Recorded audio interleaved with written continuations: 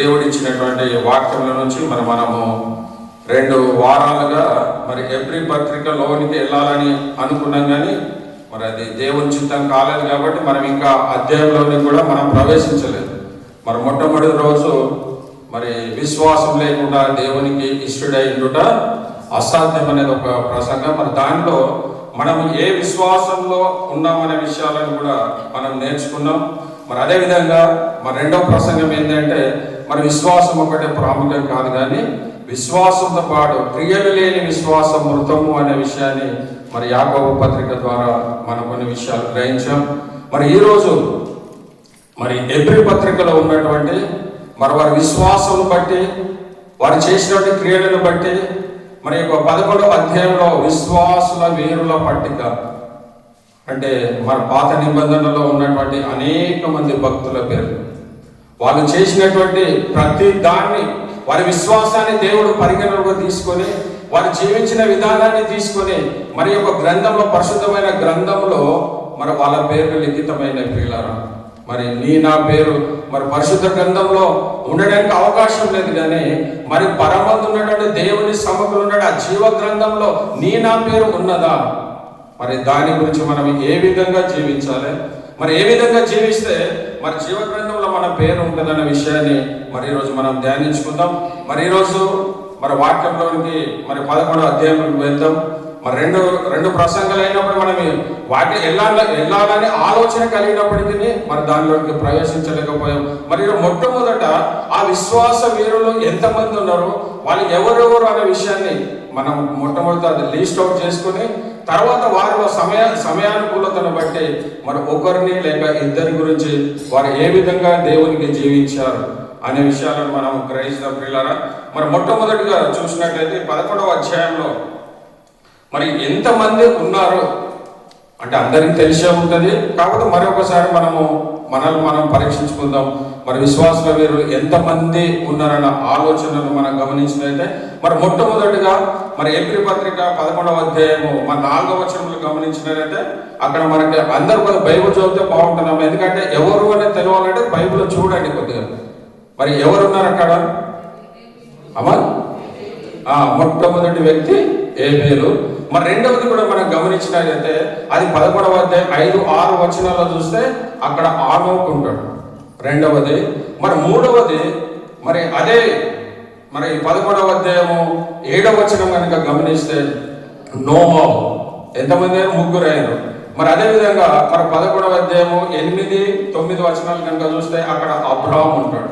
మరి 5వదిగా గమనిస్తే మరి 11-11లో చూస్తే షారాయ్.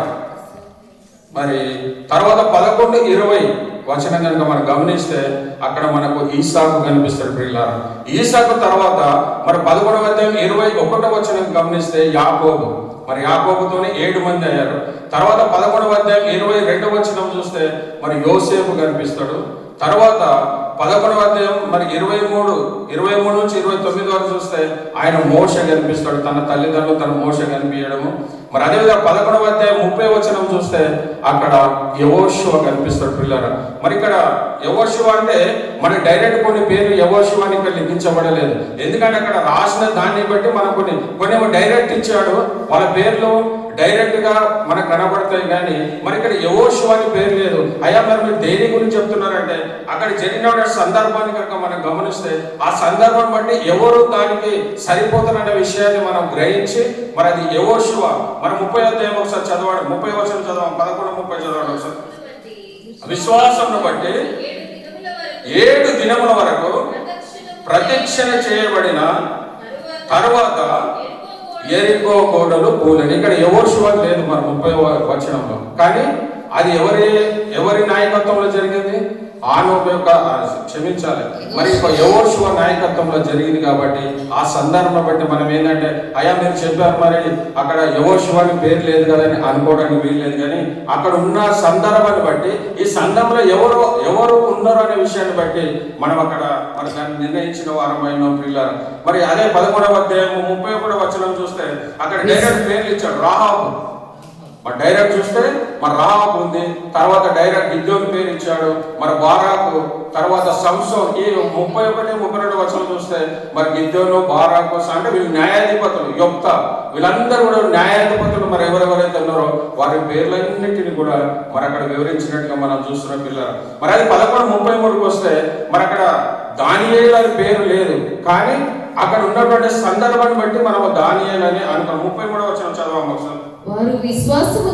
వారు విశ్వాసం ద్వారా రాజ్యములను జయించిరి, నీతి కార్యములను జరిగించిరి, వాగ్దానములను పొందిరి, సింహము నోళ్లను మూసివేసిరి. అంటే ఇది ఎవరి విషయంలో జరిగింది? దానియేలును సింహం బోనులో వేసినప్పుడు మరి ఆయనకి ఎలాంటి అపాయం జరగకుండా దేవుడు ఆ యొక్క నోళ్లను మరి మూసివేసినట్టుగా మనం చూస్తున్నాం. మరి తర్వాత మరి షడ్రక్, మెషక్, అబేద్నెగో అని వీళ్ళ పేరు కూడా ఇక్కడ లేవు, కానీ అది 34వ వచనం కనుక చూస్తే మరి అగ్ని బలములను చల్లార్చిరి. మరి వారు ముగ్గురు వెళ్ళినప్పుడు దేవుడు 4వ వాడైనటువంటి దేవుడు వారు అగ్నిలో ఉన్నప్పటికీ అగ్ని వాళ్ళకు ఏమి చేయలేనటువంటి పరిస్థితి. మరి దాని సందర్భాన్ని బట్టి చూస్తే అక్కడ ముగ్గురు వ్యక్తులను మరి షడ్రకు, మెషకు, అబేద్నెగో అని మనం వాళ్ళని అనుకోవచ్చు. తర్వాత మరి 11:35 చదివితే 35వ వచనం, స్త్రీలు మృతులైన తమ వారిని పునరుద్ధానం వలన మరలా పొందిరి. మరి వీళ్ళు ఎవరు? స్త్రీలు. చదవమ్మ, మళ్ళా చదువు. స్త్రీలు మృతులైన తమ వారిని పునరుద్ధానం వలన మరలా పొందిరి. వీళ్ళకి ఇద్దరు వ్యక్తులు, సారెపాతు విధవరాలు, అదేవిధంగా మరి ఇంకొక శూనేమీరాలు, గనురాలైనటువంటి శూనేమీరాలు. అవునయ్యా, వాళ్ళెట్లో పొందుకున్నారంటే ఎప్పుడైతే మరి ఏలియా సారెపాతు విధవరాల దగ్గరికి వెళ్ళడము, ఆ కరువు వస్తుందా, 3 సంవత్సరం కరువు వస్తుంది చెప్పడము, ఆమె దగ్గర ఉన్నటువంటి అప్పం ఒకటి, కొద్ది నూనె మాత్రం ఉంది, దేవుని ఆ ప్రవక్త చేతులు ఎప్పుడైతే పెట్టిందో మరి ఆశీర్వదించబడి 3.5 సంవత్సరాలు పోషింపబడిన తర్వాత తనకు ఉన్నటువంటి ఒకే ఒక కొడుకు చనిపోతాడు. మరి చనిపోయిన ఆగ్రహం తెచ్చుకొని మరి ఏది, అయ్యా ఇన్ని రోజులు నా యొక్క కుటుంబంలో ఉండి నా కొడుకుని చంపడానికినే వచ్చావని అన్నప్పుడు మరి ఆయన ప్రార్థించినప్పుడు మరి ఆయన అద్భుతంగా తిరిగి పొందుకుంటారు. కాబట్టి అక్కడ ఎవరు నేర్చుకోవచ్చు అంటే మనము సారెపాతు విధవరాలు నేర్చుకోవచ్చు. మరి ఇంకొకరు ఎవరయ్యా? శూనేమీరాలు. మరి శూనేమీరాలు కూడా మరి ఎలీషా ఆ ప్రాంతానికి, ఆ యొక్క శూనేమీరా ప్రాంతానికి వెళ్ళినప్పుడు మరి ఆయనకు తన భర్తతో కలిసి, అయ్యా మన ప్రాంతానికి మరి ఎలీషా వస్తున్నాడు, ఆయన పరిచర్య చేస్తున్నాడు, చాలా మంచి దైవ భక్తుడు, మరి ఆయనకు మన ఇంటి పైన మనం ఒక ఆశ్రయం కల్పిద్దామని చెప్పినప్పుడు తన భర్త కూడా తమకు సహకరించి తనకు ఆశ్రయాన్ని ఇచ్చిన దాన్ని బట్టి మరి అప్పటి వరకు తనకు పిల్లలు లేనటువంటి గర్భఫలము లేనటువంటి మరి యొక్క శూనేమీరాలికి ఎప్పుడైతే ఎలీషా ప్రాంతం నుంచి వేరే ప్రాంతానికి వెళ్తున్నప్పుడు తన దగ్గర ఉన్నటువంటి గేయాజికి చెప్పవలసిన మాట ఏంటంటే, మరి రాజులు అప్పుడు ప్రవక్తలు చెప్పినటువంటి ఏ మాట అయినప్పటికీ రాజులు వినేటటువంటి వారు, మరి శూన్యమీరాకి ఏదైనా పొదవ ఉందేమో, మరి రాజులకితోనే మనం ఏం చెప్పిద్దామో అడుగని గేయాజిని అడిగినప్పుడు ఆమె తనకు ఉన్నటువంటి లోపాన్ని కూడా చెప్పదు. పిల్లలు, నాకు అన్ని సమస్తం ఉన్నాయి, కానీ వేరే ద్వారా తెలుసుకున్నప్పుడు వచ్చే సంవత్సరం కల్లా నీ ఒడిలో కుమారుడు ఉంటాడని మరి తనకు ఆ యొక్క శూన్యమీరాకి వాగ్దానం చేయడము, ఆ వాగ్దానము దేవుడు తన పట్ల నెరవేర్చడము. అదే కాకుండా ఆ కుమారుడు కూడా చనిపోతాడు, ఆ శూన్యమీరాకి కుమారుడు కూడా చనిపోతాడు. ఎప్పుడైతే చనిపోయినప్పుడు ఆమె విశ్వాసాన్ని కోల్పోలేదు. తన ఏ గదిలో అయితే మన సేవకుడు ఆ గదికి తాళం వేసి తన పనివారిని తీసుకొని మరి ఎక్కడున్నాడు ఎలీషా అని చెప్పి ఎలీషా యుద్ధకు తన పనివారిని తీసుకుని వెళ్తే తన భర్త కూడా చెప్పకుండా ఆ పనివారిని తీసుకొని తన దాసుని తీసుకుని తన దగ్గరికి వెళ్తున్నప్పుడు దూరం నుంచి వస్తున్నప్పుడే ఎలీషా, అయ్యో శూన్యమీరాలు వస్తుంది, గేయాజీ ఎందుకో వెళ్ళు అని చెప్పినప్పుడు మరి ఆ నెల్లి కనుక్కున్నప్పుడు ఇట్లా జరిగిందని చెప్పినప్పుడు గేయాజీని వెళ్ళి దండం తీసుకుపోయి ఆయన మీద వెయ్యని చెప్పినప్పుడు ఆమె నోనో నువ్వే రావాలని చెప్పి పట్టుబట్టి అన్నప్పుడు మరి ఎలీషా కూడా వచ్చి తన కుమారుని బ్రతికించినట్టుగా మనం చూస్తున్నాం. పిల్లలు, మరి వాళ్ళ ఎంత విశ్వాసం కదా. మరి వాళ్ళ జీవితాలను ఆలోచిస్తే దేవుడు వాళ్ళు చనిపోయినప్పటికీ, అయ్యో చనిపోయింది కదా ఇంకేం చేయాలని ఆలోచించలేదు, కానీ చనిపోయినప్పటికీ నా కొడుకు బ్రతుకుతాడని విశ్వాసం, నిరీక్షణ కలిగి ఏ దైవ సేవకుడి మీద విశ్వాసం కలిగిందో తన విశ్వాసాన్ని మరి దేవుడు మమ్ము చేయలేదని తన విశ్వాసాన్ని దేవుడు కాపాడినట్టుగా మనం చూస్తున్నాం. పిల్లలు, మరి తర్వాత మనం చూస్తే మరి ఇదొక 11:36 చూస్తే అది ఇర్మియా గురించి ఉంటుంది. 11వ అధ్యాయం 36వ వచనంలో మరికొందరు తిరస్కారములను కొరడా దెబ్బలను అంటే ఇక్కడ ఇర్మియా పేరు లేదా తిరస్కారము. మరి ఆయన ఎంత ప్రవచించినప్పటికీ అందరి చేత తిరస్కరించబడినటువంటి ప్రవక్త ఎవరు అని అంటే ఈ యొక్క ఇర్మియా పిల్లారు. అందరి చేత తిరస్కరించబడ్డాడు, చెరసాలలో వేయబడ్డాడు, కొట్టబడ్డాడు. అంటే అక్కడ మనము ఇర్మియాను మరి పెట్టుకోవచ్చు. మరి తర్వాత మరి 11:37 చూస్తే అక్కడ జకరియా. మరి జకరియా అనుకోవచ్చు, పాత నిబంధన ప్రకారం జకరియా అనుకోవచ్చు, నూతన నిబంధన ప్రకారం స్టెఫెన్ అనుకోవచ్చు. అక్కడ రాళ్లతో కొట్టబడేరు అనే విషయాన్ని మరి అక్కడ డైరెక్ట్ వాళ్ళ పేరు లేవు. కానీ మనం ఏంటంటే చదివేటప్పుడు ఈ సందర్భము ఎవరి విషయంలో జరిగింది, ఎప్పుడు జరిగింది అన్న విషయాన్ని తెలిస్తే వాళ్ళ పేర్లు మనకు మరి ఈజీగా గుర్తున్నాయి. వీళ్ళు ఎవరంటే ఇద్దరు వేసుకోవచ్చు మనం. మొట్టమొదటి వ్యక్తి మరి జకరియా, మరి రెండవ వ్యక్తి ఎవరంటే స్టెఫెన్. మన కొత్త నిబంధనలు ఉన్నటువంటి స్టెఫెన్ రాళ్లతో కొట్టబడి చంపివేయబడినట్టుగా మనం చూస్తున్నాం. మరి తర్వాత 11:37 కనుక గమనించినట్లయితే అక్కడ రంపములతో కోయబడి, మరి రంపములతో కోయబడి అని బడి. మరి ఇది ఎక్కడంటే మన పరిశుద్ధ గ్రంథంలో లేదు, కానీ ఇది యాషేరు గ్రంథం అనేది మరి ఇంకా ప్రామాణికమైనది కాదు, అపరమైన ప్రమాణంలో మరి యెషయా గురించి రంపములతో కోయబడినట్టుగా మనం చూస్తాం. రంభముల చేత కోయబడినాడు ఎవరంటే ఆయన మరి యెషయా. మరి తర్వాత 38వ వచనం చివరిగా మనం చూస్తే మరి అక్కడ ఉన్నటువంటి చదువు మనం ఒకసారి 38వ వచనం. గొర్రె చర్మములను మేక చర్మములను వేసుకొని దరిద్రులై ఉండి శ్రమపడి హింస పొందుచు అడవులలోను కొండల మీదలో మరి అడవులలోను అంటే ఎవరు మరి బాప్తిసం ఇచ్చు యోహాను ఉన్నట్టుగా మరి ఆయన పేరు కూడా ఆ పేరు డైరెక్ట్ లేనప్పటికీ ఆ సందర్భం బట్టి. తర్వాత కొండలలోను మరి గుహలలోను మరి దాన్ని ఎవరికి మనం వర్తింపజేయచ్చు అంటే దావీదుకు వర్తింపజేయ. అంటే దాదాపుగా ఇప్పుడు ఎంతమంది అంటే మరి దాదాపుగా 29 మంది పేర్లు మరి డైరెక్ట్ గా లేవు, కానీ కొందరు ఇండైరెక్ట్ గా ఉన్నాయి, కొందరు ఏమో అంటే దీంట్లో ఈ రోజు మనం ధ్యానించవలసింది ఏంటంటే మరి ఇద్దరు వ్యక్తుల గురించి సమయానుకూలతను బట్టి మరి ఇప్పుడు మనకి ఏం తెలిసిందంటే ఎవరు విశ్వాస వీరులు అనే విషయాన్ని మనం తెలుసుకున్నాం. దాంట్లో ఉన్నటువంటి దాదాపుగా మరి 29 మంది, మరి స్టెఫెన్ కూడా కలుపుకుంటే 29 మంది. అంతమంది మరి దేవుడు దీనిలో మరి లింకించడానికి వాళ్ళ విశ్వాసాన్ని బట్టి, విశ్వాసం ఒక్కటి కాదు కానీ విశ్వాసం ద్వారా వాళ్ళ క్రియను జరిగించారు.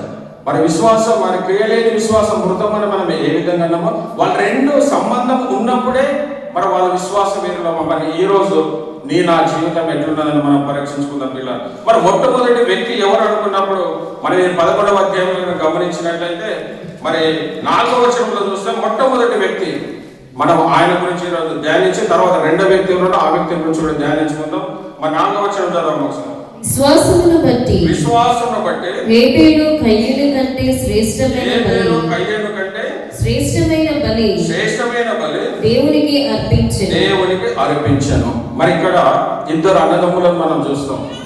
మరి భూమి మీద మొట్టమొదటి వ్యక్తి అంటే తల్లి గర్భం పుట్టినటువంటి వ్యక్తి ఎవరండి? మొట్టమొదటి వ్యక్తి భూమి మీద మొట్టమొదటి వ్యక్తి ఎవరు? కయ్యోను. మొట్టమొదటి వ్యక్తి ఎవరంటే కయ్యోను. మరి కయ్యోనుకు కలిగిన సహోదరుడు ఏబేలు.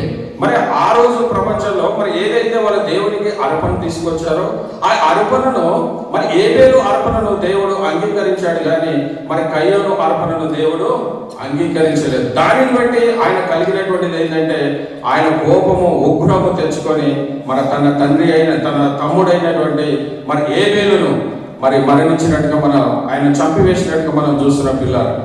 ఆయనను మరి ఎందుకు రాశాడు? దేవుడు చనిపోయాడు కదా, మరి కయ్యోను చేసిన మంచి కార్యం కాదు కదా. మరి ఇక్కడ ఎందుకు రాశాడంటే దేవుడు చెడ్డవారి గురించి రాశాడు, మంచివారి గురించి రాశాడు.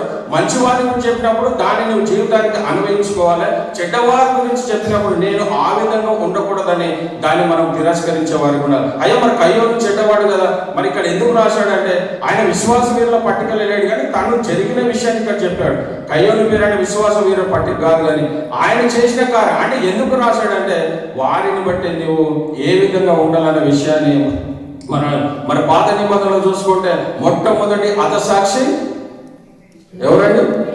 ఏబేలు. మరి నూతన నిబంధనలో మొట్టమొదటి హతసాక్షి స్టెఫెన్ మొట్టమొదటి హతసాక్షి. నూతన నిబంధనలో కనుక మనము చూసినట్లయితే మొట్టమొదటి హతసాక్షి స్టెఫెన్ అయితే, మరి పాత నిబంధనలు కనుక మనం గమనించినట్లయితే మొట్టమొదటి వ్యక్తి మరి హతసాక్షి ఎవరంటే మరి స్టెఫెన్.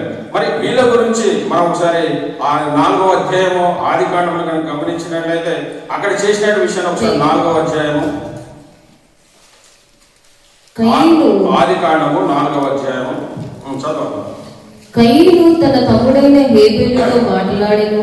కయీను తన తమ్ముడైన హేబెలుతో మాట్లాడాను. వారు పొలంలో ఉన్నప్పుడు కయీను తన తమ్ముడైన హేబెలు మీద పడి అతనిని చంపెను. యెహోవా నీ తమ్ముడైన హేబెలు ఎక్కడున్నాడని కయీను అడగగా అతడు నేనెరుగను. అంటే 2-3 చాలు. అది 4వ అధ్యాయం. తరువాత ఆమె అతని తమ్ముడకు హేబెలును కనెను. హేబెలు గొర్రెల కాపరి.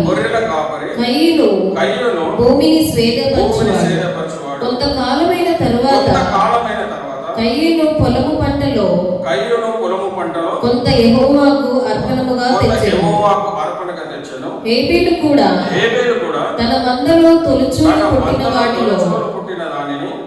పుట్టిన వాటిలో క్రొవ్విన వాటిని కొన్ని తెచ్చెను. యెహోవా హేబెలును అతని అర్పణను కాబట్టి చదవ హేబెలును అతని అర్పణను లక్ష్య పెట్టలేదు. కయీనును అతని అర్పణను ఆయన లక్ష్య పెట్టలేదు.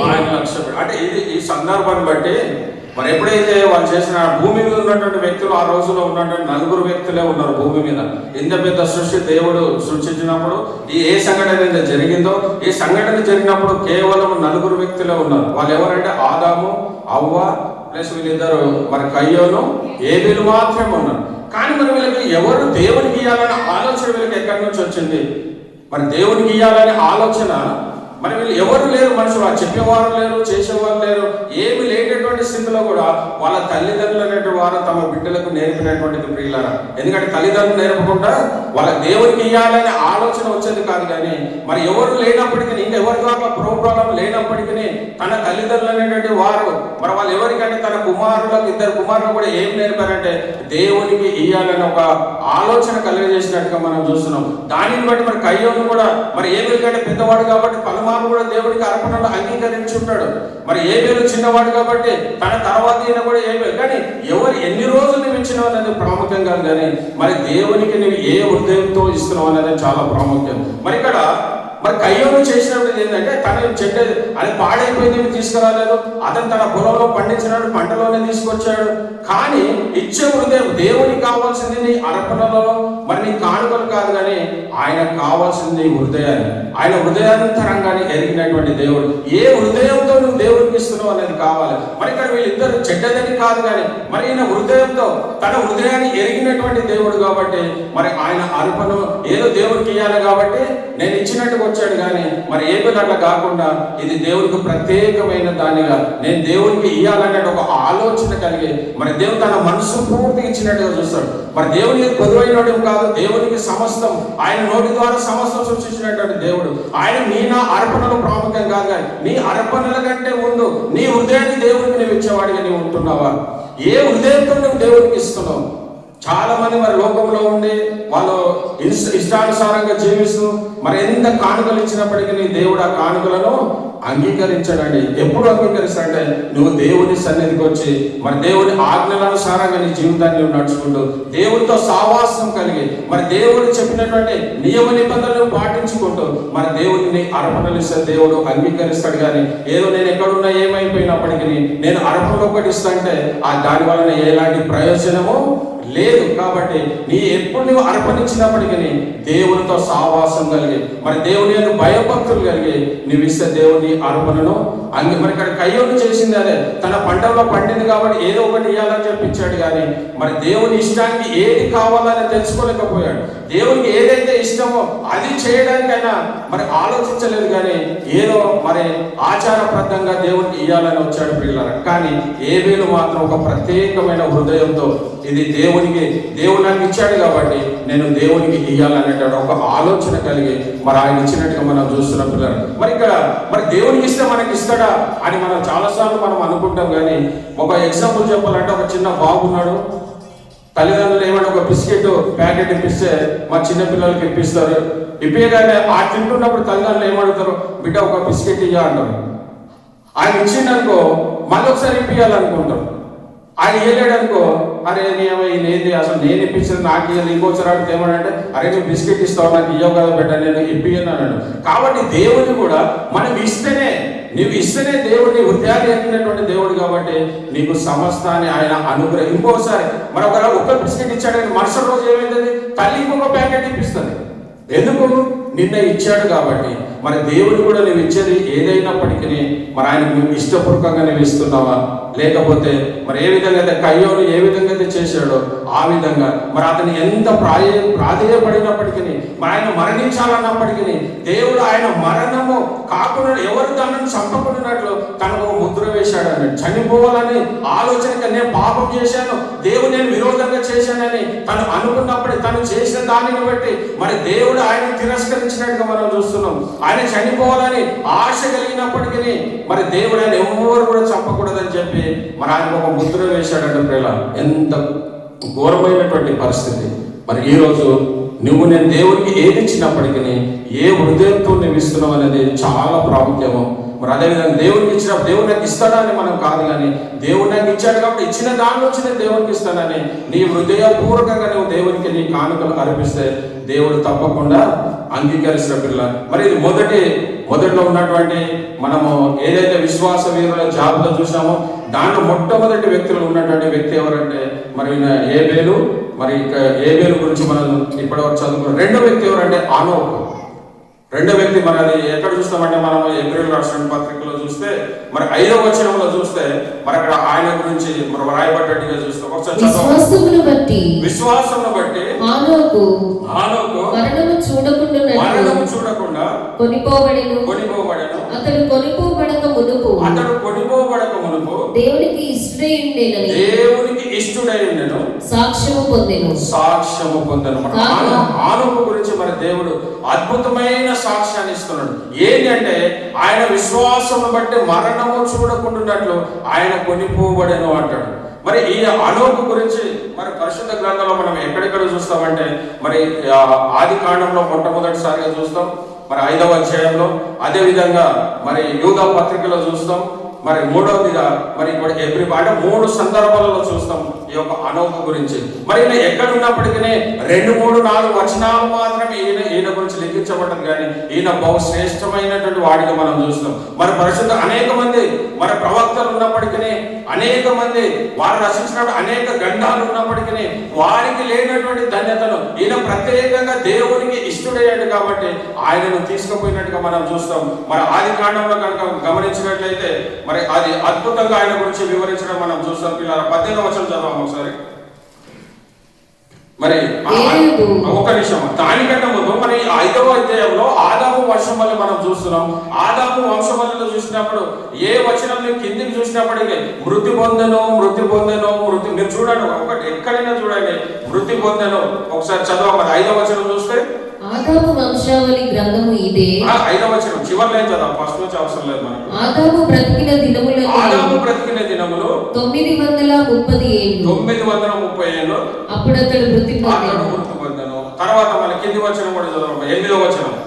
సేతు బ్రతికిన దినములన్నీ 912 అప్పుడు అతడు మృతి పొందెను. ఎక్కడ మృతి పొందెను అని అంటారు. తర్వాత మళ్ళీ ఎక్కడంటే మరి ఇదొక 11వ వచనం. ఏనోసు దినములన్నీయు 905 అప్పుడు అతడు మృతి పొందెను. తర్వాత 14వ వచనము కేయినాను దినములన్నీయు 915 అప్పుడు అతడు మృతి పొందెను. తర్వాత 17వ వచనం మహారేతు దినములన్నీయు 890 ఏళ్ళై అప్పుడు అతడు మృతి పొందెను. కానీ ఇక్కడ అనోకు దగ్గరకు వచ్చారు. దాదాపుగా తనకు ముందున్నటువంటి ఈయన 7వ తరము అయినటువంటి వాడు 6 తరములను కూడా మనం చూసినప్పటికీ మృతి పొందెను. కానీ 7వ తరమైనటువంటి ఆనోకు దగ్గరకు వచ్చే వరకు ఇక్కడ మరణమును చూడనటువంటి వాడిగా మనం చూస్తున్నాం. పిల్ల మరణము చూడలేడు. అక్కడ అంతా నువ్వు పై వచ్చి ఎక్కడ చూసినప్పటికీ మృతి పొందెను అన్నది. కానీ మన ఆనోకు దగ్గరకు వచ్చే వరకు మనకి ఏం జరిగిందంటే ఆ మరణము తనను జయించలేకపోయినట్టుగా చూస్తాం. ఆయన దేవునికి అంత ఇష్టడుగా బతికాడు కాబట్టి ఆయన అద్భుత రకంగా దేవుని చేత కొనుక్కోబడినట్టుగా మనం చూస్తున్నాం. 20వ వచనం చదవమా. ఆనోకు 65 ఏళ్ళు బ్రతికి మెతూషేలను కనెను. ఆనోకు మెతూషేలను కనిన తరువాత 300 ఏండ్లై దేవునితో నడుచుచు కుమారులను కుమార్తెలను కనెను. ఆనోకు దినములనియు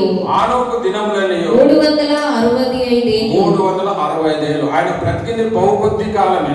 కానీ అక్కడ చూసినట్లయితే మనం ఆదాము నుంచి మొదలుపెట్టి 900, 800 ఎన్నో సంవత్సరాలు బ్రతికినప్పటికీ ఈయన బ్రతికింది బహుకొద్దిగా 365. అందరికంటే కూడా 360 సంవత్సరాలు బతికాడు. కానీ ఆయన జీవితంలో జరిగినటువంటి అద్భుతం ఏంటంటే 65 సంవత్సరాల వరకు కూడా ఆయన దేవుని నమ్మాడో నమ్మలేడో ఎలా జీవించాడో మనకు తెలియదు. కానీ ఎప్పుడైతే మెతూషేలను 65 ఏళ్లలో మెతూషేలను ఎప్పుడైతే కనినాడో ఆ కుమారుడు కనినప్పటి నుంచి దేవుడితో నడిచాడంట.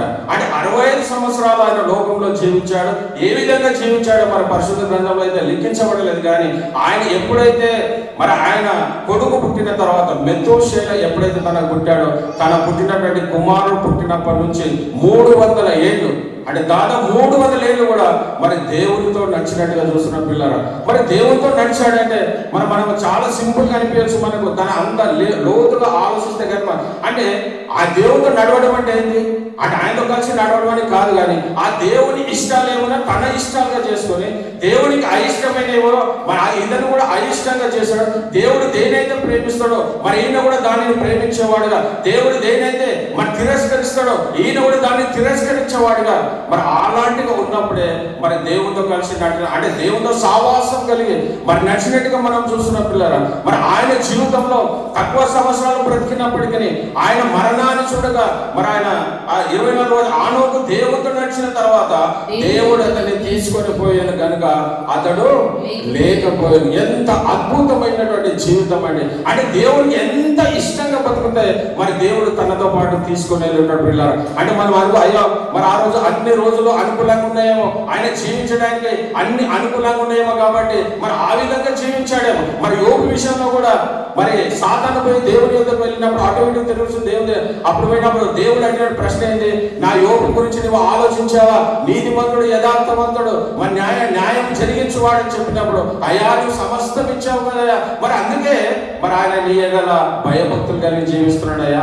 అవన్నీ తీసివేసి ఆయన తప్పిపోకుండా అప్పుడు అన్నప్పుడు దేవుడు దాని పర్మిషన్ ఇచ్చాడు కాబట్టి అన్ని తీసివేసినప్పటికీ అంటే ఎలాంటి పరిస్థితులు ఈ రోజు కూడా ఒకవేళ యోగు విషయమే కాదు కానీ ఈయన విషయంలో మనం గమనించినట్లయితే ఈయన ఎలాంటి రోజుల్లో జీవిస్తున్నాడంటే బహు ఘోరమైనటువంటి రోజులలో అంత అక్కడ ఉన్నటువంటి పాపము చేత మితి మీరిపోయినటువంటి రోజుల్లో కార్యకలాపం జరుగుతున్నటువంటి విషయంలో ఏది తనకు అననుకూలంగా లేనప్పటికీ తను అనుకూలంగా మార్చుకొని దేవునికి ఏదైతే ఇష్టమో దానినే చేసిన వాడిగా మనం చూస్తున్నాం. కాబట్టి దేవుడు తనకు ఇష్టడైన కాబట్టి తనను తీసుకుపోయినని మనం లేఖనంలో చదివాం. పిల్లలు ఆ రోజులు ఎలాగున్నాయి అదే విధంగా పరిశుద్ధ గ్రంథంలో అనోకు అనే వారు ఎంతమంది అంటే మొత్తం 4 మంది ఉన్నారు అనోకులు.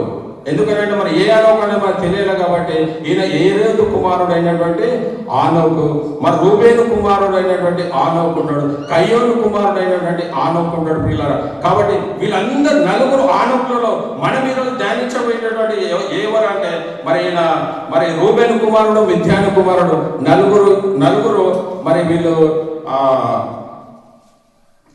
నలుగురు ఆనోకులను మనం చూసాం. మరి ఈయన ఎవరంటే ఏరోదు కుమారుడు అయినటువంటి ఆనోకు గురించి మరి నలుగురులో మనం ఎప్పుడు గుర్తుపెట్టుకోవాల్సి, ఆనోకు అని రాగానే మరి ఆయనని మరి దేవుని చేత కొనిపోబడిన వాడు కాదు, కానీ తన తండ్రి పేరును మనం గుర్తుపెట్టుకుంటే ఈయన అంటే ఏరోదు కుమారుడు అయినటువంటి మరి ఈయన 65 సంవత్సరాలు కాకుండా 300 సంవత్సరాలు మరి తన మరి దేవునికి ఇచ్చారు. తన కుటుంబాన్ని అంతా మరి ఆయన విడిచిపెట్టి దేవునితో వెంబడించినంటే లేదు, తన కుటుంబాన్ని పోషించుకుంటూ కుమార్తెలను కనుచు మరి దేవునితో నడిచను అని ఉంటది. సరే, ఆయనకు రోజులు ఏమైనా అననుకూలంగా ఉన్నాయా అని కనుక మనం ఆలోచిస్తే మరి అదే ఇది ఒక 6వ అధ్యాయంలో కనుక చూస్తుంటే మరి మొదటి నుంచి ఒక 3-4 వచనాలు చదవమా.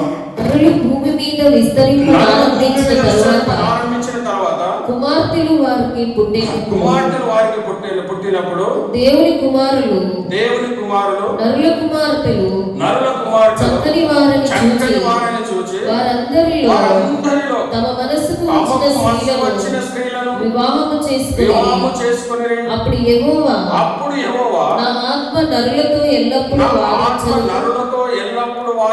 వారు తమ అక్రమ విషయములలో నరమాత్రులై ఉన్నారు. అయినను వారి దినములు 120 ఏళ్ళగును. ఆ దినములలో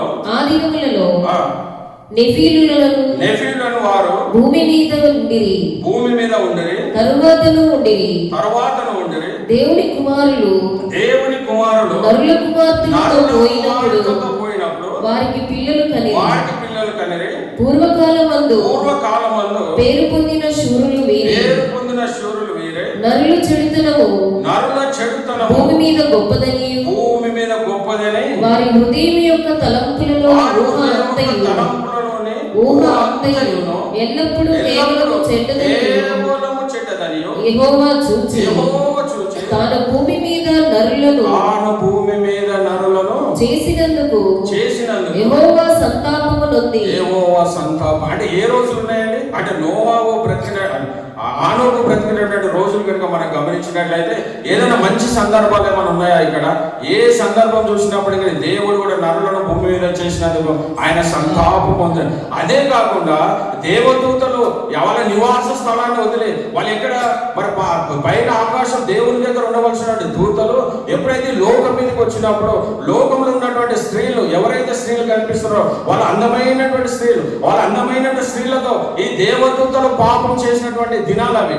మరి ఈయన మరి ఆనోకు ఆ విధంగా లేదే. వాళ్ళ దేవదూత దగ్గర ఉండవలసిన వారు దేవదూత అక్కడ ఆ స్థలంలో నుండి వాళ్ళు భూమి మీదకి వచ్చి ఏ స్త్రీలైతే వారి కంటికి అందంగా కనిపించారో వారిని వివాహం చేసుకొని వారి ద్వారా చేసినటువంటి పాపం ద్వారా మరి అక్కడ నెఫీలులనే ఒక సంతానము ఆవిర్భించినట్టుగా మనం చూసాం. వీళ్ళు ఆ రోజులో శూరులని కూడా చెప్పబడుతుంది పిల్లరా. అంటే ఆ రోజులలో మరి తనకు అవకాశం ఉంది, పాపం చేయాలంటే అవకాశం ఉంది, కానీ తన పవిత్ర ఆయన కాపాడుకున్నట్టుగా మనం చూస్తున్నాం. మరి దేవదూతలు అయినప్పటికీ వాళ్ళు భూమి మీదకి వచ్చి పాపం చేశారు, కానీ తను భూమి మీద ఉన్నప్పటికీ తను ఏ పాపము ఎరగనటువంటి వాడు పిల్లలు. అంటే మనం కూడా అనుకోవచ్చు, మనం కూడా అది నేనే పాపం చేయడం లేదని మనం అనుకుంటున్నాం, కానీ నీకు ఆ అవకాశం కల్పిస్తలేదు. ఒకవేళ అవకాశం ఉండి నువ్వు తప్పు చేయకపోతే అప్పుడు నువ్వు పవిత్రుడు, కానీ అవకాశం లేనటువంటి సందర్భం ఈయనకు అవకాశం ఉంది. ఈయనకి ఏదైనా చేయడానికి అవకాశం ఉంది.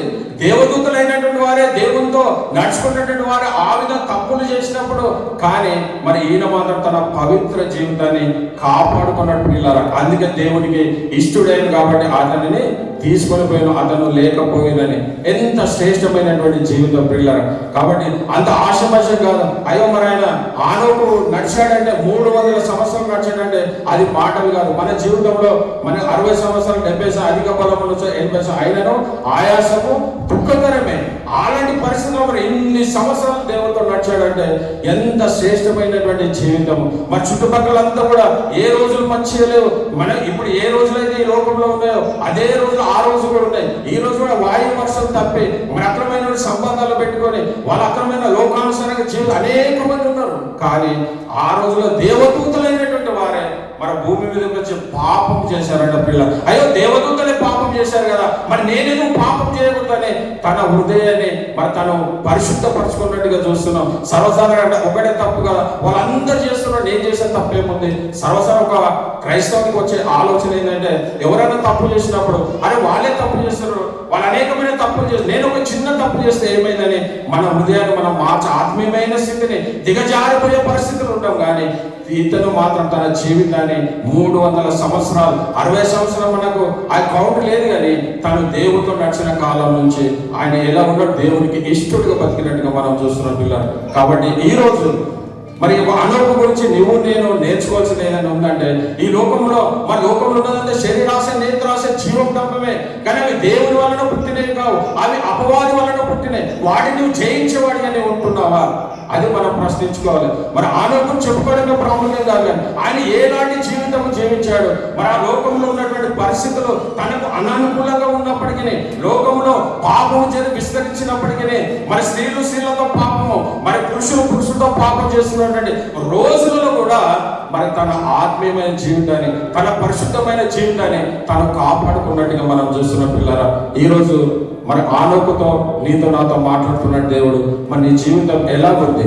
నువ్వు మారు మనసు పొందావు, బాప్తిసం పొందుకున్నావు, బాప్తిసం పొందుకున్న నాటి నుండి ఇప్పటివరకు నీ జీవితం ఎలా ఉంది? మరి తను ఎప్పుడైతే ముద్దుశలో పుట్టాడో అప్పటి నుంచి దేవునితో నడిచినట్టుగా చూస్తాడు, కానీ తిరిగి తన మరి వెనుకకు చూసినట్టుగా లేదు, కానీ దేవునితోనే 300 సంవత్సరాలు ఆయన నడిచినట్టుగా మనం చూస్తున్నాం. మరి ఈ ముద్దుశలో పుట్టినప్పుడు అదొక మరి అనోకును తన తల్లిదండ్రులు ఒక ప్రతిష్ఠ చేశారంట.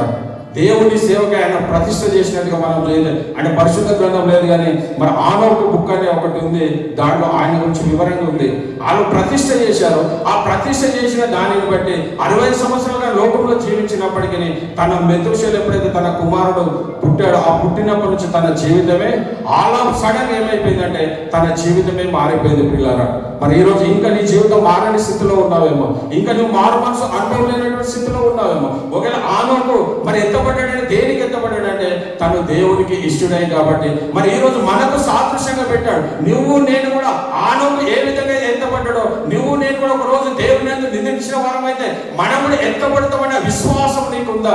ఆనోకే కాదు, మనం కూడా ఎత్తబడతాం. రెప్ప పాటున దేవుడు మరి తన యోధగా 3వ ఆకాశమైన దేవుడు అక్కడికి తీసుకెళ్తాడు పిల్లలు. కాబట్టి అలాంటి విశ్వాసం, అయ్యో ఆనోకు ఎత్తబడ్డాడు కదా, మరి నేను ఎందుకు ఎత్తబడతాని అలాంటి విశ్వాసం నీకు ఉందా?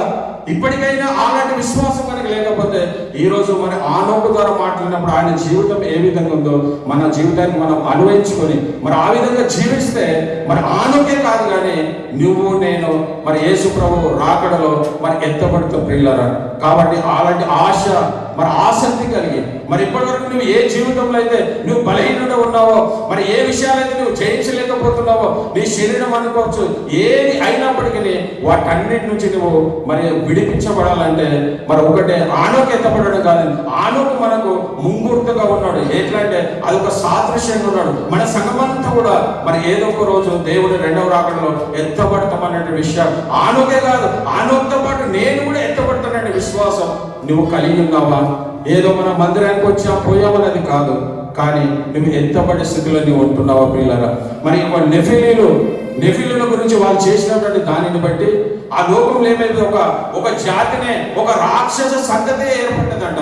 ఆ దేవదూతలు చేసినటువంటి పాపాన్ని బట్టి, ఆ దేవతలు ఆకాశం నుండి వచ్చి ఈ భూమి మీద చేసిన పాపాన్ని బట్టి మరొక రాక్షస సంతతి ఏర్పడ్డట్టుగా మనం చూస్తున్నాం. మరి ఇది మోసే మరి ఎప్పుడైతే ఆ యొక్క ఇశ్రాయేలు ప్రజలు నడిపిస్తున్న సందర్భంలో మనం అక్కడ ఏం గమనిస్తామంటే, కాదేశు బర్నేయకు వచ్చినప్పుడు అక్కడ జరిగినటువంటి సంఘటన ఏంటంటే ఆ యొక్క కానాను ప్రాంతానికి ఆ 12 గోత్రాల నుంచి ఒకరొకరిని పంపేయడం మనం చూస్తాం పిల్లరా.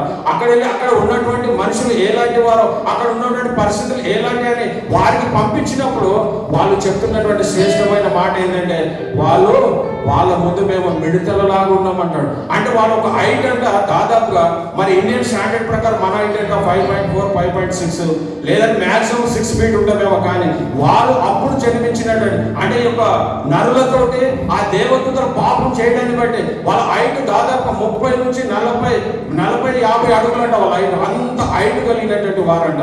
అది మనము ఒకవేళ గమనించినట్లయితే మనం ఎక్కడ చూస్తామంటే ఇది ఆది కాండంలో మనం చూసిన 13 సంఖ్యాకాండం 13వ అధ్యాయము మరి 31వ వచనం చూస్తే మరి వాళ్ళు ఎలాంటి వాళ్ళని వాళ్ళే సాక్ష్యం, ఇశ్రాయేలు ప్రజలే కొందరు మరి సాక్ష్యం ఇచ్చినట్టుగా మనం చూస్తున్నాం.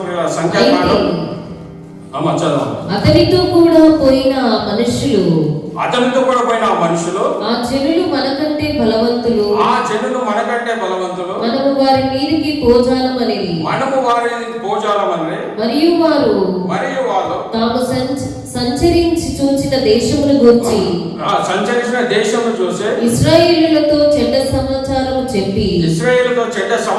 చెప్పి మేము సంచరించి చూస్తున్న దేశము తన నివాసులను భక్షించు దేశము, దానిలో మాకు కనబడిన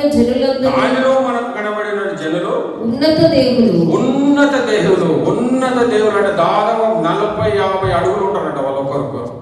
అంటే అక్రమ ఈ యొక్క మనుషుల వలన, దేవుడు చేసిన పాపం వలన నెఫీల్ అనేటటువంటి ఏదైతే మరి ఒక రాక్షస సంతతి ఏదైతే ఉందో మరి వాళ్ళు ఏంటంటే దాదాపు అంటే వాళ్ళు ఇంకా అక్కడ ఇంకా అద్భుతంగా కింద చదవమా, అక్కడ నెఫీలీయుల సంబంధులు ఆనాకు వంశపు నెఫీలీయులను చూచితిమి. వారి దృష్టికి మేము మిడతల వలె ఉంటిమి, వారి దృష్టికి అట్లే ఉంటిమని. మరి మిడతల వలె ఉన్నారంట. అంటే మన దగ్గర ఒక మిడుతుంది అనుకో, దాన్ని ఏం చేస్తాం, అది నాయంత అవుతుందంటామా, దాన్ని కాలుతో నలిపేస్తాం. మరి వీళ్ళు కూడా ఇశ్రాయేల్ ప్రజలు ఎప్పుడైతే ఆ ప్రాంతానికి వెళ్ళినప్పుడు ఏదైతే సంకర రాక్షస జాతి ఏదైతే ఉందో వాళ్ళను చూసినప్పుడు వీళ్ళు వాళ్ళ ముందు మేము మిడతల్లాగా ఉన్నామన్నారు. మరి వాళ్ళ దృష్టిలో ఎలా ఉన్నారంట, మిడతల్లాగా ఉన్నామని అంటున్నారు పిల్లరా. కాబట్టి మరి ఎంత అది అలాంటి రోజులలో మరి దేవదూతలే పాపం చేసినటువంటి రోజులలో మన తన జీవితాన్ని ఆయన సరి చేసుకున్నట్టుగా మనం చూస్తున్నాం పిల్లలు. అంటే దేవుడికి అంత ఇష్టపూర్వకంగా జీవించాడు కాబట్టి ఆయన మరి దేవుడు ఇక చాలు అనోజ్ఞవి భూమి మీద ఉండవలసిన అవసరం లేదని చెప్పి దేవుడే తనను కొనిపోబడినట్టుగా మనం చూస్తున్నాం పిల్లరా. కాబట్టి మరి ఇంకా ఆ మనం యూద గ్రంథంలో కూడా చూసినట్లయితే మరి ఈయన ఒక ప్రవక్తగా మరి మనకు తెలియని విషయం ఏంటంటే ఈయన ఒక మరి దేవుడితో కొనిపోబడ్డాడు, దేవుడితో నడిచాడు అని అంటాం. కానీ మరి రెండవ రాకలో దేవుడు చెప్పేటటువంటి విషయాన్ని కూడా మరి మన యూద గ్రంథంలో చూసినట్లయితే అక్కడ అద్భుతమైన మాట 14-15 చదివితే అక్కడ కూడా ఆయన ఒక ప్రవక్తగా మరి ఒక యూద చెప్పినట్టుగా మనం చూస్తున్నాం పిల్లలు. ఆదాము మొదలుకొని ఏడవ వాడైన ఆనోకు కూడా వీరిని గూర్చి ప్రవచించి అంటే ఇప్పుడు ఎవరు ప్రవచిస్తారు, ప్రవక్తనే ప్రవచిస్తాడు. కాబట్టి మరి దేవునికి మనుషులకు మధ్యలో వారధిగా ఉన్నటువంటిగా మరి యొక్క ఆనోకు దేవునితో నడవడమే కాదు కానీ ఆయన ఒక ప్రవక్తగా మరి ఇక్కడ మరి యూద గ్రంథంలో మనం చూస్తున్న పిల్లలు చదవం. ఇంకా ఇదిగో అందరికీ తీర్పు తీర్చుటకును వారిలో భక్తిహీనముగా చేసిన వారిని భక్తిహీన క్రియలను బట్టి గూర్చియో భక్తిహీనులైన పాపులు తనకు విరోధముగా చెప్పిన కఠినమైన మాటలన్నిటిని గూర్చియో వారిని ఒప్పించుటకు ప్రభువు తన వేవేల పరిశుద్ధులతో పరివారంతో వచ్చాడు. మరి ఇది ఒక వాగ్దానం ఆయనకు దేవుడు కనపరిచినటువంటిది. మరి రెండవ రాకలో ప్రభు అయిన యేసుక్రీస్తు ఏ విధంగా 1000 రాకలు అంటే ఒక ప్రవక్తకు కూడా మరి ఆనోకును మనం ఇక్కడ చూసినట్టు ఒక ప్రవక్తకు కూడా మరి ఈయన జీవితం చిన్నదైనప్పటికీ మరి అద్భుతమైన జీవితాన్ని తను కనపరిచినట్టుగా మనం చూసిన పిల్లలు. మరి ఈ రోజు నువ్వు నేను ఏ విధంగా ఉన్నా మన జీవితం మరి మనము మరి చదివినటువంటి కీర్తనలో కనుక మనం గమనించినట్లయితే మరి 39వ కీర్తనలో మరి నువ్వు నేను అలాంటి ప్రార్థన మరి దావీదు చేసినటువంటి ఇశ్రాయేలీయుడు అయినటువంటి ఏతాను చేసినటువంటి ప్రార్థనను మరి నువ్వు నేను చేసేవారుగా మనం ఉంటున్నామా? ఒకవేళ అలాంటి స్థితిలో పాప బంధకం చేత నువ్వు నేను పడి ఉన్నామేమో. మరి ఈ రోజు ఆ దేవుడు ఏ విధంగా అయితే కన్నీటి ప్రార్థన చేసినటువంటిగా మనం ఉంటున్నామా? మరి ఆయన చేసినటువంటి 12:39 మరి 12వ వచనం కనుక గమనిస్తే యెహోవా నా ప్రార్థన ఆలకింపుము నా మొరకు చెవియొగ్గుము నా కన్నీళ్లు చూచి మౌనముగా నుండకుము నీ దృష్టికి నేను అతిథి వంటి వాడను. మరి మనం ఇలాంటి ప్రార్థన కన్నీటితో ప్రభు ఆనోకు ఎత్తబడ్డాడు. అయ్యా నేను కూడా ఎత్తబడాలంటే నువ్వు దేవుని సన్నిధిలో ఏ విధంగా దావీదు ప్రార్థన చేస్తున్నాడు, అయ్యా నేను ప్రార్థిస్తున్నానయ్యా దేవా మరి నీ సన్నిధికి నేను ఒక అతిథి వంటి వాడను అని అన్నప్పుడు మరి నువ్వు వీటిని ఎత్తిపట్టి మనం దేవునికి ప్రార్థించేవారుగా మనం ఉంటున్నామా? మరి తన జీవితంలో చేసినాడు. ఇదే కాకుండా మరి ఆయన దేవుని సన్నిధిలో తన పాపాలను ఒప్పుకున్నట్టుగా మనం చూస్తున్నాం, పక్షతాపపడ్డట్టుగా మనం చూస్తున్నాం పిల్లరా. మరి అది మనము ఐదవ వచనం చదవం ఒకసారి. నా దినముల పరిమాణము నా దినముల పరిమాణము నీవు పెద్దడంతగా చేసి నువ్వు ఉన్నావు. పెద్దడంతగా చేసి ఉన్నావు. నీ సన్నిధిని నా ఆయుష్కాలము లేనట్లే ఉన్నది. ఎంత స్థిరుడైనను ప్రతి వాడును కేవలము వంటి ఊపిరి వలె ఉన్నాడు. ఊపిరి వంటి వాడని మనుష్యులు వాటి నీడ వంటి వారై తిరుగులాడుదురు. వారు తొందరపడుట గాలికే కదా వారి ధనము కూర్చుకుందరు గాని వాళ్ళ ధనమును కూర్చుకుందరు కాదు. అంటే మనం ధనాన్ని కూర్చుకునే వరకు కాదు, కానీ పరలోకములో మరి దేవునికి ఇష్టమైనటువంటి ధనాన్ని, తనకి ఇష్టం ఆనోకు ఏ విధంగా అయితే దేవుని చేత కొనిపోబడ్డాడో మరి నువ్వు నేను కొనిపోబడే స్థితిలో మనం ఉన్నామా? మరి అదే కాకుండా దావీదు చేసినటువంటి ప్రార్థన, మరి ఆయన మరి ఎప్పుడైతే నీ లోకంలో నువ్వు జీవిస్తున్నప్పుడు భక్తిహీనులందరూ నీతో పాటు ఉంటారు కాబట్టి వారి ముందు నువ్వు ఏ విధంగా ఉండాలనే విషయాన్ని కూడా మరి మొదటి 2 వచనాలు చదివితే అక్కడ అద్భుతమైన నువ్వు ఏ విధంగా, అక్కడ దావీదు ఏ విధంగా మౌనంగా ఉన్నాడో మరి నువ్వు కూడా ఈ లోకంలో ఉన్నప్పుడు భక్తిహీనులు నీ ఎదుట ఉన్నప్పుడు నీ నోటికి నువ్వు అదుపులో పెట్టుకునే వాడికి ఉండాలి. అది చదవమ్మ ఒకసారి. నా నాలుకతో పాపము చేయకున్నట్లు నా మార్గములను జాగ్రత్తగా చూచుకుందును. భక్తిహీనులు నా ఎదుట నున్నప్పుడు నా నోటికి చిక్కము చిక్కము. మనం కూడా ఇది నేర్చుకోవాలి. మన భక్తిహీనులు ఎవరైనా మనతో కల్పించినప్పుడు వారితోని మన నోటిని మనం చాలా అదుపులో ఎంతవరకు మాట్లాడాలో అంతవరకే మాట్లాడాలి. వాళ్ళ వాక్యంతో కానీ వాళ్ళతో ఆర్గ్యుమెంట్ కానీ మనం చేసే వరకు ఉండదు పిల్ల. మరి ఇక్కడ ఆయన మౌనంగా ఉన్నట్టుగా చూస్తున్నాడు. కింది వచ్చిన చదువు. నేను ఏమీ మాట్లాడక మౌనైతిని క్షేమమును గూర్చి పలుకగా నేను మౌనముగా ఇక్కడ క్షేమము గురించి నేను ఏమీ మాట్లాడక క్షేమము గురించి కూడా పలక. అంటే క్షేమం గురించి అంటే భక్తిలతో నువ్వు ఏదైనా నువ్వు బాగున్నావు అని అంటే వాళ్ళు మాట్లాడుతుంటే ఇప్పటివరకు అయితే సావకుండా బాగానే ఉన్నా అంటాడు. అంటే మంచిగా మాట్లాడడం అంటే ఇప్పటి వరకు నేను సావలేదయ్యా అంటాడు. అంటే మంచిగా ఉన్నానంటే బాగుంటుంది, కానీ భక్తిహీనంతో మనం ఏది మాట్లాడినప్పుడు వాళ్ళ మాట్లాడి తీరేట్లుంటుంది. అంటే నేను ఇంకా సావలేదు, ఇంకా బ్రతికే ఉన్నాను అంటారు. అందుకని ఇక్కడ దావీదు ఏమంటాడే, నేను మౌనిగా ఉంటిని వాళ్ళ క్షేమమైనను వారి క్షేమం కూర్చి అయినను నేను పలకలేకుంటుని అయినను నా విచారం అధికమైనను. అంతగా తన జీవితాన్ని తగ్గించుకున్నప్పటికీ తనకి ఏమైందంట, ఆయనకు ఇంకా అధికమైంది అని అంటున్నాడు. తర్వాత మరి మన సమయము అయిపోయింది కాబట్టి చివరిగా ఒక మాట చెప్పుకోవాలి. అయితే ఎప్పుడైతే దేవుడు చెప్పినటువంటి విషయాలు కనుక మనం గమనించినట్లయితే మరి ఇక్కడ మరి 6వ వచనంలో మరి దేవుడు ఇచ్చినటువంటి వాగ్దానం తనకు కలిగినటువంటిది మనం గమనించినట్లయితే మరి దేవుడు తనకు మరి ప్రభువా నేను దేని కొరకు కనిపెట్టుకుందును, నాపై నిన్నే నమ్ముకొని ఉన్నాను, దాన్ని కనిపెట్టుకుంటున్నాను. అంటే నిన్నే నమ్ముకొని ఉన్నాను. మరి నువ్వు నేను మరి అలాంటి ప్రార్థన, దేవా నిన్నే నేను నమ్ముకొని ఉన్నాను అని దేవునికి మనము మరి తన పాపాలన్నిటిని కూడా మరి 7వ వచనంలో చూస్తే మరి ఏదైతే తన విజ్ఞాపన దేవునికి చేశాడో మరి 7వ వచనం గమనిస్తే మరి 8వ వచనంలో నీ అతిక్రమములను నా అతిక్రమం నుండి నన్ను విడిపింపము, మరి నీచులకు నన్ను నడిపింపము, దాన్ని చేసినది నీవే కనుక మరి నోరు తెరవక నేను మౌనినైతిని. మరి దేవునికి ఏదైతే తను అడిగాడో మరి దాని విషయంలో దేవుని ఎదుట తను మరి తన పాపాలను తన అతిక్రమాలన్నిటినీ ఒప్పుకున్నాడు. ఏదైతే నిరుత్సవం ఉన్నటువంటి స్థితిలో నుంచి ఆయన నిరీక్షణలోనికి వచ్చిన నీవే నా ప్రభుడవు అని ఎలాంటి నిరీక్షణ కలిగి ఉన్నాడో మరి ఈరోజు నువ్వు నేను కూడా మనందరికీ ఒకటే ఆశ, మనం ఎత్తబడే వారికి ఆనకు ఏ విధంగా ఎత్తబడ్డాడు, మనకి ఏ విధంగా ఆనకు సాదృశ్యంగా ఉన్నాడు, మరి మనం అందరం కూడా ఆయనలాగా ఎత్తబడాలంటే మరి దేవునికి ఆనకు ఎలాంటి జీవితం జీవించాడు మరి నువ్వు నేను అలాంటి జీవితము మరి జీవించి మనమందరం కూడా ఎవరు కూడా విడవడటం దేవుని ఇష్టం కాదు. కాబట్టి మరి ఆయన 2వ రాకలో ఎత్తబడే కృపను మరి మనకు ప్రతి బిడ్డకు దేవుడు మన సంఘానికి అనుగ్రహించును గాక. మరి ప్రార్థించుకుందాం.